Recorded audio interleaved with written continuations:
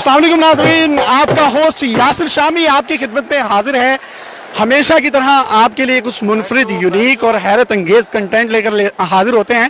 कराची और कोयटा ग्लैडिएटर का मैच जो है वो इंतहाई सनसनीखेज मराहिल में दाखिल हो चुका है, लेकिन यहाँ पर एक तमाशा ही ऐसा है जिसने टप्पे गा के पूरे स्टेडियम में धूम मचा दी है। इनके टप्पे ढोल की थाप पर सुने। ढोल की थाप पर आपने भंगड़े तो सुने होंगे, लेकिन ढोल की थाप पर टप्पे कैसे गाए जाते हैं जनाब?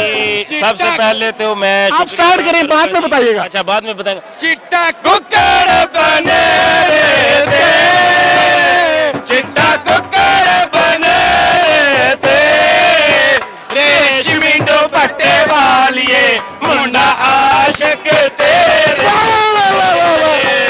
रेशमी दुपट्टे वालिए मुंडा आशिक मेरे थे।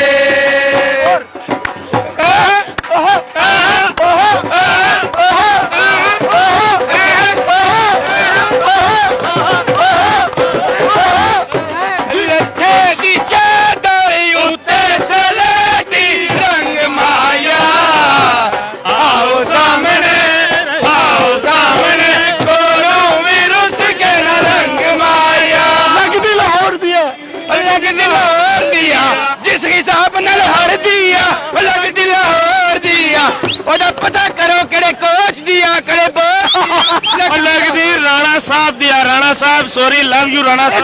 एक और गाना आखिर में, एक और टप्पा चिट्टा चोला। आयो ते जाना नहीं, तुसी आयो ते जाना नहीं, सानू भावें भुल जाना, साडा प्यार भुलाना नहीं।